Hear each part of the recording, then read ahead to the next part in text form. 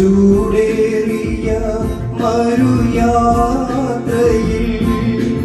ദാഹത്താലെൻ നാവു വരളുമ്പോൾ ഹാഗാറിൻ പൈതലിൻ കരച്ചിൽ കേട്ടവനെന്നാൽ മതാകം തീർത്തിടും. ചൂടേറിയ മരുയാത്രയിൽ ദാഹത്താലെൻ നാവു വരളുമ്പോൾ. ദൈവനാമത്തിന് മഹത്വമുണ്ടാകട്ടെ. ഇന്നത്തെ പ്രഭാത ധ്യാനത്തിനായി 7-ാം സങ്കീർത്തനം 8-ാം വാക്യം. യഹോവ ജാതികളെ ന്യായം വിധിക്കുന്നു.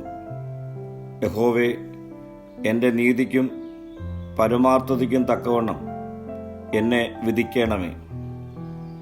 ന്യായാധിപതിയായ ദൈവം നീതിമാനും സകലരെയും ന്യായം വിധിക്കുന്നതിനുമാണ്.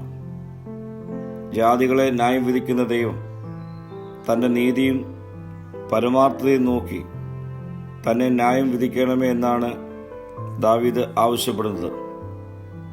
ദൈവത്തിൻ്റെ ന്യായവിധിയുടെ മുൻപിലും പതറിപ്പോകാതെ നിൽക്കുവാൻ ദാവീദിന് കഴിയുന്നത് തൻ്റെ ജീവിതത്തിൽ നീതിയോടും പരമാർത്ഥതയോടും താൻ ജീവിച്ചു എന്നുള്ള ബോധ്യതയാണ്.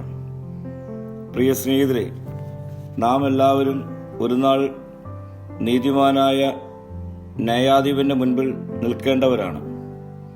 ദൈവം നമ്മെ ഏൽപ്പിച്ചിരിക്കുന്ന ജീവിതാനുഭവങ്ങളിൽ നീതിയോടും പരമാർത്ഥതയോടും കൂടെ ജീവിച്ചെങ്കിൽ മാത്രമേ ദാവീദിനെ പോലെ ദൈവസന്നിധിയിൽ ഉറപ്പോടെ നിൽക്കുവാൻ കഴിയുകയുള്ളൂ.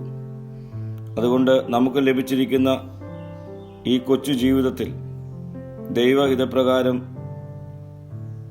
നമുക്ക് പ്രവർത്തിക്കാം, പ്രാർത്ഥിക്കാം. കർത്താവേ, നീ എന്നെ ആക്കിയിരിക്കുന്ന ജീവിത ഇടങ്ങളിൽ നീതിയോടും പരമാർത്ഥതയോടും കൂടി ജീവിക്കുവാനുള്ള കൃപ എനിക്ക് നൽകണമേ. മഹത്വം നീ എടുക്കണം. യേശുവിൻ്റെ നാമത്തിൽ തന്നെ. ആമീൻ.